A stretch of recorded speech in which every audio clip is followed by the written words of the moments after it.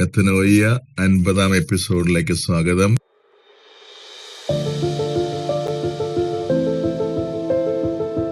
യേശുവിന്റെ തിരുവുത്ഥാനം ആണ് ഇന്നത്തെ ധ്യാന വിഷയം.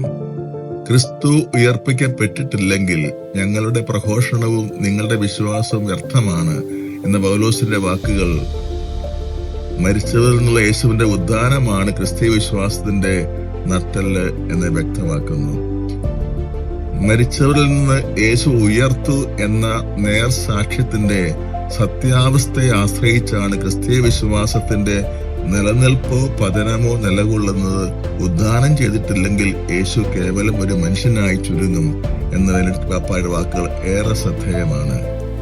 പൗലോസ് അപ്പോസ്തലൻ ഇപ്രകാരം പറയുകയാണ്. 1 കൊരിന്ത്യർ 15:5 ലിഖിതങ്ങൾ അനുസരിച്ച് ക്രിസ്തു നമ്മുടെ പാപങ്ങൾക്ക് വേണ്ടി മരിക്കുകയും സംസ്കരിക്കപ്പെടുകയും 3-ാം ദിവസം ഉയർപ്പിക്കപ്പെടുകയും ചെയ്തു. അവൻ കേപ്പായ്ക്കും പിന്നീട് 12 പേർക്കും പ്രത്യക്ഷനായി. അതിനുശേഷം 500-ലധികം പേർക്ക് ഒരേ സമയം പ്രത്യക്ഷനായി. ശൂന്യമായ കല്ലറ യേശുവിന്റെ പ്രത്യക്ഷീകരണങ്ങളുമാണ് ഉദ്ധാനത്തിന് തെളിവുകൾ.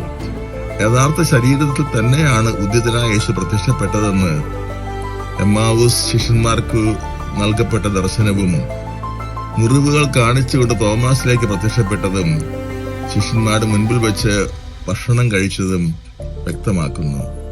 തിരുവുത്ഥാനം ചരിത്രപരമായ സത്യമാണെന്ന് സഭ പഠിപ്പിക്കുന്നുണ്ട്. മതബോധ ഗ്രന്ഥം 639 ക്രിസ്തുവിന്റെ പുനരുത്ഥാനം ഒരു യഥാർത്ഥ സംഭവമാണ്. ഉദ്യതനെ യഥാർത്ഥത്തിൽ നേരിൽ കണ്ട ശിഷ്യന്മാർ ചരിത്രപരമായി സാക്ഷ്യപ്പെടുത്തിയിട്ടുള്ള യഥാർത്ഥ യാഥാർത്ഥ്യമാണത്. അതേസമയം തന്നെ ക്രിസ്തുവിന്റെ മനുഷ്യത്വത്തിന് ദൈവത്തിന്റെ മഹത്വത്തിലേക്കുള്ള പ്രവേശനം എന്ന നിലയിൽ ഈ സംഭവം നിഗൂഢമായ വിധത്തിൽ സർവാതിശായിയാണ്.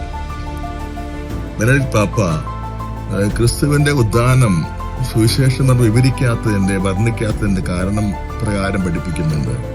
ദൈവപിതാവും യേശുവും തമ്മിലുള്ള ദൈവിക രഹസ്യത്തിൽ നടക്കുന്ന ഒരു സംഭവമാണിത്.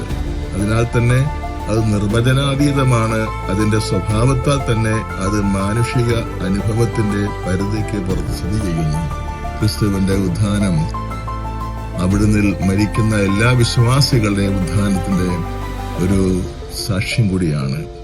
നമുക്കിങ്ങനെ പ്രാർത്ഥിക്കും. കർത്താവായ യേശുവേ, അങ്ങയുടെ ഉദ്ധാനത്തിൽ ശരണം വെച്ചുകൊണ്ട് യഥാർത്ഥ ക്രൈസ്തവ ജീവിതം നയിക്കുവാൻ ഞങ്ങൾ ഓരോരുത്തരും അനുഗ്രഹിക്കണമേ. ആമേൻ.